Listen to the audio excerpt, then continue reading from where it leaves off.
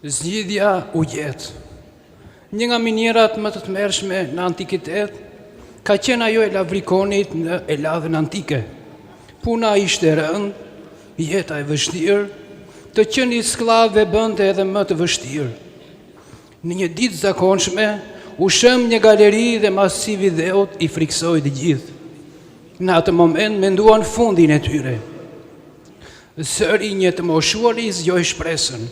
Nëse punojmë të gjithë, mund t'ja dalim. Kjo shprehje solli motivim, sa ka që rikthyen punës, rihapën galerinë, ajri freskët riktheu shpresën dhe gjallërinë. Rruga hap, të gjithë ndolën të gjallë. Për shumë sy ishin thjesht sklever, por ata ja ndolën. Jesuj e lë Galilen dhe vjen në Kapernaum, të lëqit fjallën dhe të ujit shpirtrat e tyre për shpëtim. Turma e ndiqte nga do, ku ai shkonte, sepse ndjente që fjalë jete dilin nga ai. Pasi hyrin në një shtëpi, të gjithë rrethuan dhe gjenin në kënaqësi shpirtërore në ligjëratat e tij të hirshme.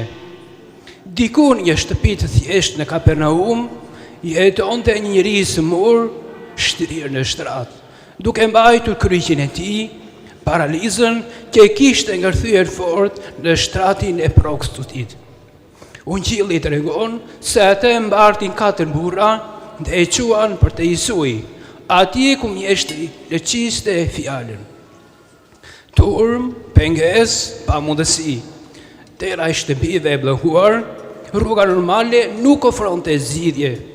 Atëherë hapën çatin, zbresin figun dhe ja lëshojnë të sëmurin përpara këmbëve. Mësuesi shikon, dallon besën e tyre dhe me fjalën e tij e shëron. E rikthen sërish në betejën e përditshmërisë. Si dëshmi, ai ngre figun e vet. Çfarë mesazhi ka ungjilli për njeriu bashkëkohor, të qartë, të thjesht, vendimtar? Zëri i mendësisë sot me dikton. Mos lodh shumë, shijoj jetën si të vi, bëu njësh me realitetin e turmës. Fryma e ungjillit përgjigjet. Sado e madhe të jetë turma, edhe sikur rrugën të bllokoj, janë akoma disa njerëz që do të mbartin vikun tënd dhe do të çojnë tek Jesui që po pret. Buzët e tij janë të gatshme të shqiptojnë fjalët. Birë, mëkatet e tua të janë lirë. Ngrije shtratin tënd dhe ec. 4 burra që japin ndihmën janë misteret e kishës, që japin mundësi njeriut të përballojë udhëtimin. Kanë efektshmërinë të rifuqizojnë qenë njerëzore dhe të aftësojnë që me sukses të kap pikë mbërritjen. Gojarti ishëm thotë, misteret janë zjarë që ndezi shpirtin. Tjetra, çfarë do lloj pengese të kina shfaqet në jetën e përditshme, le të mos mërzitemi dhe dëshmërojmë, sepse i biri njeriut ka pushtet mbi dhe që të falë mëkatin. Mua më është dhënë çdo pushtet mbi qiell dhe. Gojarti na rithot, s'ka pengesë nuk mposhter kur zemra është ndesur nga besa. Për gjatë udhëtimit tonë vlen të përmendim që ndihma për njëri tjetrin është e domosdoshme. Apostulli Pavli thotë që të lutemi për njëri tjetrin, të mbajmë ndezur pishtarin e besës dhe të japim diçka për ata që kanë nevojë. Në rastin e të paralizuarit, 4 burrat ofruan veten e tyre, sakrifikuan diçka nga koha e tyre dhe u përballën me pengesën e turmës. A ekziston pengesa në kohën e sotme për ata që duan të besojnë pafund? A është realiteti agresiv? Sigurisht. A ka një përgjigje kisha? Padyshim. Pjesa e sotme e ungjillit na flet praktikisht.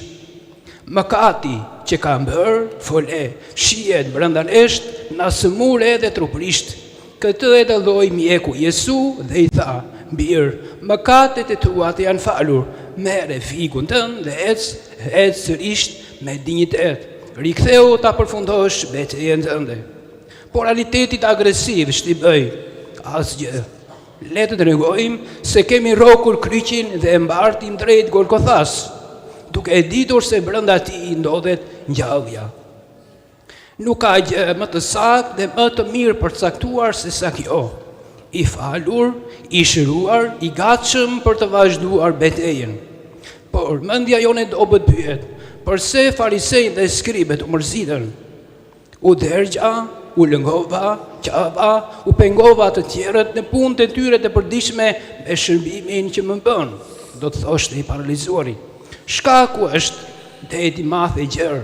Atje në shtërpinj të banumër, zilia, smira, ego, etja për pushtet e bara, dukja, urrejtja, makutyria, lavdia boshe, dëshira për vëmendje dhe zemër ngushtësia. Por ne kemi mendjen e Krishtit, punën e ditës dhe të dritës. Pyet sërish njeriu i sotëm, turma më pengon dhe më shtrëngon më shumë se ç'duhet.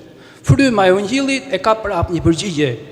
Mjelli përsjet me ujë, krip, maja, rrihet fort në magje, mbruhet dhe furri e pret gati për t'u pjekur, dhe buka bëhet e shishme, ofertë e pëlqyer nga Perëndia.